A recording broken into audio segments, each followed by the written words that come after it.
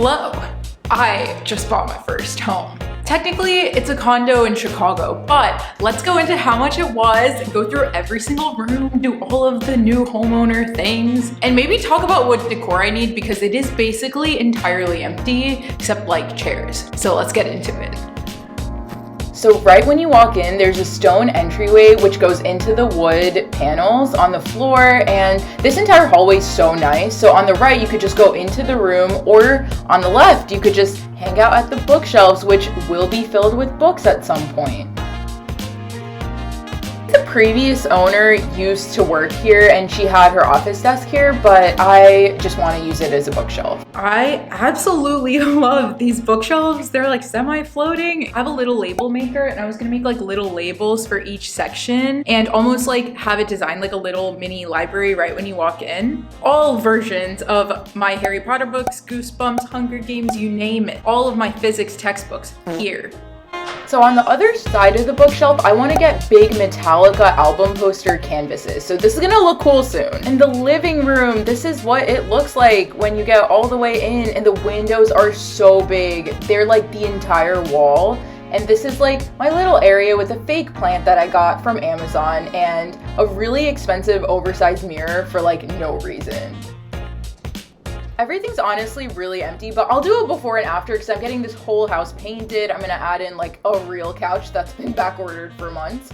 But I really love the living room. It's a big open layout, and I'm just gonna put my workstation right behind the couch once I get it. And my dad and I built this TV stand, and it's still a work in progress, so I want to add plants all the way in there, and I need to use the wooden stain to stain it a darker color. This is where my workstation is for right now, and if you have any ideas, please let me know because I have no idea where to put this standing desk. Literally the only thing I have in this house that's like kind of done are the chairs, like the bar stools and my office chair, and I'm so excited that they're literally the same kind. Like it's the same style, and I found it in 2 different places. I got this shag rug from Wayfair. I think it adds a nice pop of color, and I'm gonna add my cream couch on top of it once I finally get the couch. Get to smash the like button so that one day I can get a place with a view, something that isn't overlooking a brick wall.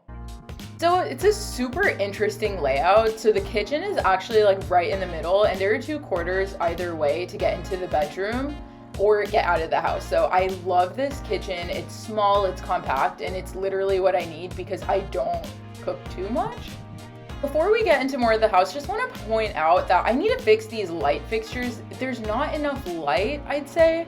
Like there's a lot of recessed lighting, but need to get this fixed. So if you have ideas or recommendations on lamps. So taking a quick second to talk about how much this cost. This was $235,000. Hello, darkness, my old friend. Plus you have to pay something called the HOA every month if you live in a condo complex. I paid a 10% down, and then I paid another $8,000 in closing costs. So I paid about $31,000 right when I bought it. And every month after that, I have a 30-year fixed mortgage with a 3.15% mortgage rate, which is pretty good. And I pay $1,308 for my mortgage, insurance, property tax, all of that together is $1,308. And I pay $311 to my HOA. So I pay about $1,620 every single month. And it almost feels like that's how much rent would be anyways. And a good portion of that goes towards paying down my principal. So even the $1,620, a part of it is going towards my principal, right? So it's definitely cheaper than rent in Chicago. It's 1,000 square feet, 1 bedroom, 1 bath. And I feel like 1,000 square feet is definitely enough for me and my cat. So that's how much it costs, $1,620. I also get tax deduction. So after I adjust my monthly payments to taxes, how much I'm gonna get back for owning property, I'm essentially only paying $1,510, which is definitely cheaper than what I would get in this part of Chicago downtown for 1,000 square feet with this beautiful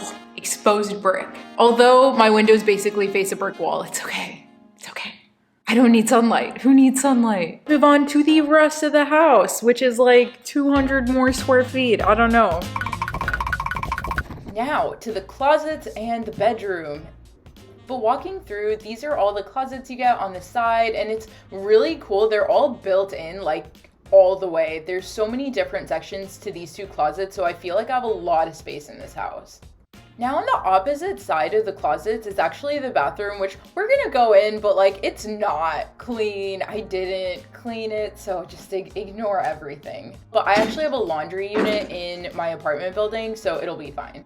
Moving on to the bedroom, there's literally nothing in here except that one bed, but at least I can sleep on it. But I really love the little details in the room. I think it's gonna look beautiful once I get it painted. I'm not gonna keep the blue, just so you know. I've gotta say, like, one of the biggest problems is not having as much natural light in my room, but I am going to paint everything, spruce it up, make it bright, and I honestly just love the attention to detail in here. And now walking out, we are in the same place, so it's really cool. I love the layout of this home. So, I mean, it's 1,000 square feet. Like, there's not gonna be that much more for the tour. But I hope you liked it. I hope you asked me all the questions you have about it down below. And please, please give me decor ideas. I am not good at this. I'm not good at it. I will see you guys at the next video. Don't forget to smash that like button. I need to pay for this somehow.